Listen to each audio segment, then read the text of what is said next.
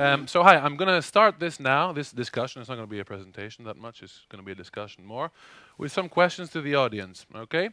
So could you please raise your hand if your parents ever advised you to become a doctor? Please do it.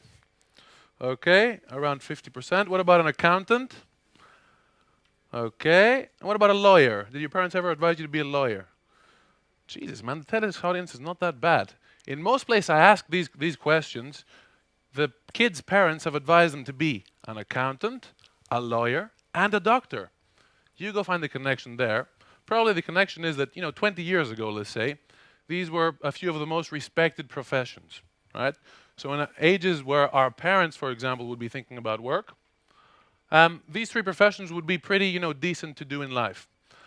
These days, I have some stats for you here from America, basically, that show that, on average, the skills have kind of changed. So companies pay more for different kind of skill sets. For example, computer science. Was anybody ever advised to become a computer geek? No, man, that computer is going to destroy your eyesight, and it's going to make you dumb in a few years. So don't do that, really. So, the skill set is constantly changing, and I think a small piece of advice, what has worked for me on a small scale at least, has been that I kind of shut off people who are not hungry in life anymore. So basically people who are around 40, 50, 60 years of age in Greece, could be our parents, for example, and their only will is to die with some money in the bank account to pay for the gravestone. Okay? It's pretty clear, I think, on what I mean with that. So basically there's another way to identify these people, right? Let's say, for example, that they're okay with financing your bachelor's and master's education for 5, 6 years, about 100,000 euros. But if you go to them and say, Mom, Dad, it's myself and 2 friends, we need 10,000 euros to make our own company and get our first product out. Can you please help us out? They're going to say, wife, the kid is crazy, man. I'm going to call my kubaro at Agrotiki Bank now to get him a job. You're going to say, Dad, Agrotiki Bank is closed, man. Too many people made that phone call. He won't get you, but, you could just go on. These are the people you want to shut off in life, basically. So, hunger to succeed is basically something really useful, I think. Once again, I've been in startups most of my working life, which is, again, not massive, but a few years. I think that, the startups provide a very good opportunity for actually working in this world right now, because as you see, for example, in America, again, by research by the Kaufman Foundation, it's a pretty substantial foundation, they group companies by their age, okay? So the blue, again, would be job creation. Again, startups would create around 3 million jobs per year. They don't shed jobs, they're a new company, it makes sense. But from year 1 and consistently along the years as companies grow older, on average, they fire more than they hire. It's called the productivity game, okay? So companies begin with many people. They kind of squeeze them out along the years to become more and more productive. And somebody might say, this looks like a nice screenshot, but, it's only like, what is it, like 10, 15 years? Well, how about this, for example? You can see that, again, Kaufman Foundation research. It shows that most of the job losses here and here and here and here and here by existing firms are taken up on a consistent basis by startups, okay? This is how the economy renews itself. This is back to the Greek example, why, for example, if you're an accountant now with maybe 15 years experience, it's a little bit difficult to bet on being an accountant for the rest of your life. It's kind of dangerous as a thought. So basically, you can also see a little bit of the market forces here in the job market too, which is becoming more and more globalized, more and more homogenized. The past 2 years, I've been living in Holland. Before that, I was working for a consultancy in Greece. To go into the consultancy, I would have to wear my great suit, my perfectly ironed shirt, and a nice tie. I never saw a client, right? It was me and the wall. But I had to wear these things because the wall apparently considers this useful. When I went to Holland, it was kind of a shock, right? So I go into the company at 9 o'clock, because 9 o'clock is the working hours, I think. There was nobody there. The building was terrible. It was just concrete. It was dark. The windows were slightly broken, some of them. But this was a gigantic 5-story building with around 60 companies in it, working on all sorts of creative and crazy things, somebody would say. But what they could do very well is identify talent and dream big. It's very, very interesting here that it doesn't really matter what the appearance is. The essence is what counts. So along these 2 years, this is what I learned, I think, in Holland, that it doesn't really matter what it looks like or if it's a big company or anything like that. What matters is the essence, what you produce and what you learn as an individual. So this is a company that was bought out by a bigger fish in the internet sphere because it was a web startup, for the brains of the people and what they actually wanted to achieve in life, what hunger they had to perform. For a country now like Greece, with 60% almost youth unemployment, I would still urge and say very loudly that there are no excuses to not pursue your career, even in small companies, abroad, from your home. It doesn't matter.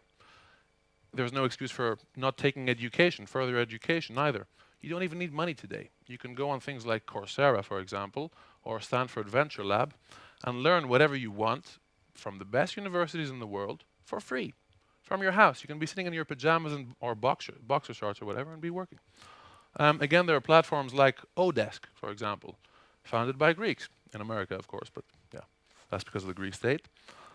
Which again, you can actually take up basically standardized tasks from companies all over the world. They can see reviews from your previous employers, so they know if you're good or bad at what you do.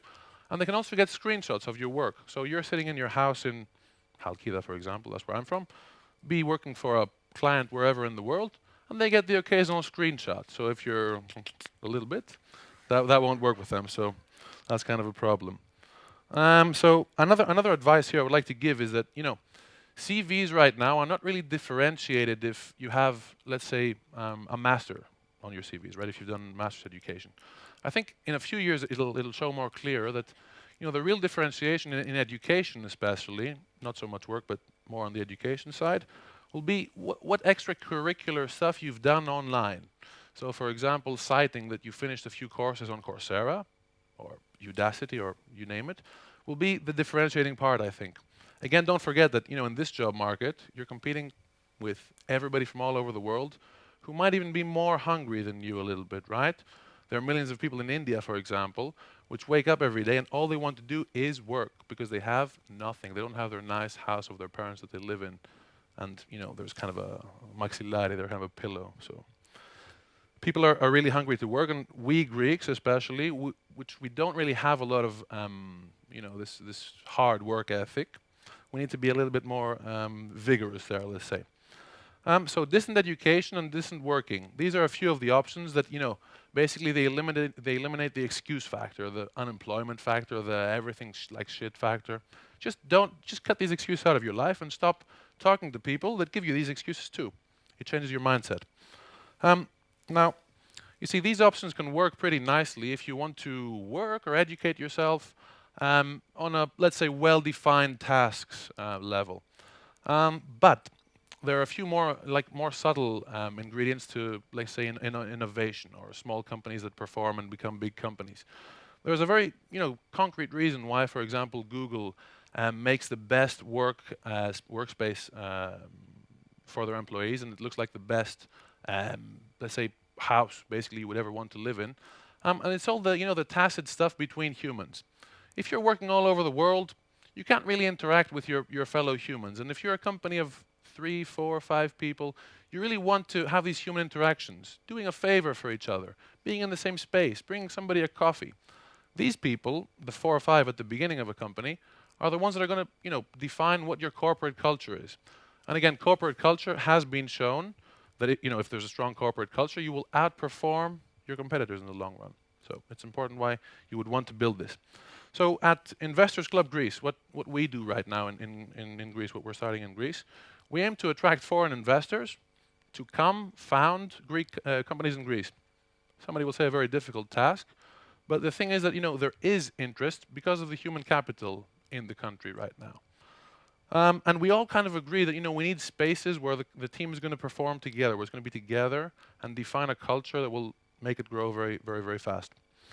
So successful human interaction is something you can't really get with distant working for something innovative. So if you want to actually do something very innovative, very big, you want to dream big, probably you want to be in the same space too.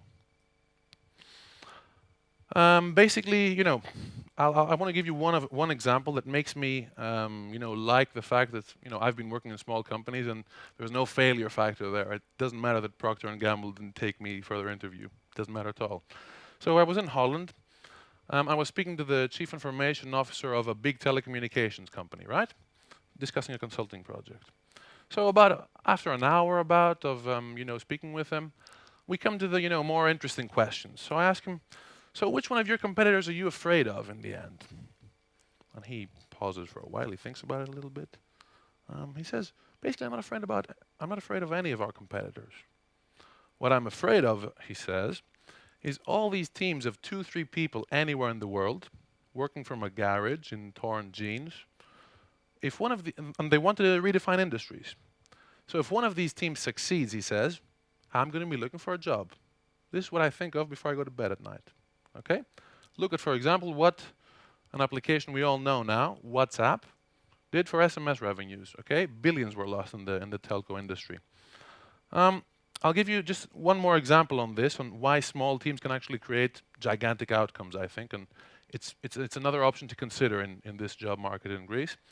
I was asking in my Dutch university, I was asking people to raise their hand if they work for a big company. So they raised their hand like good children. Then I asked them, how many hours a day do you spend on tasks that are not work? So for example, they're being in a meeting that's boring, being on Facebook because you're bored, writing reports for other offices. So the average time they spend doing this every day is around 4 to 5 hours. It's interesting. About half the work day is spent doing tasks. So then, as good kids, I ask them to raise their hands if they work for a small company. So they raise their hands. These are companies of 3, 4, 5 people. And how much time do you spend on these tasks? The average answer here was around 15 to 30 minutes a day, right? And it's basically around the lunch table where all the reporting is done on what happened in the office that day. So you see that the potential to outperform a large player today as a small company is massive, really massive. Now there's the talent question. Somebody says, you can only find exceptional people in San Francisco, for example. That's where all the good people go. Well, a country like Israel, for example, you see now, is basically the one that has listed most companies on the NASDAQ, the stock exchange for high-tech companies, outside the US. They outperformed Germany. They outperformed China. They outperformed India. They outperformed all the other players. So what I would say is basically that, small is beautiful because you have all these multiple problems you have to solve in innovative ways, okay? And I know we have a lot of problems around Greece here, but just, think about how you can innovate your way around them. Think about how you can become these adartikopolis, as I say, teams.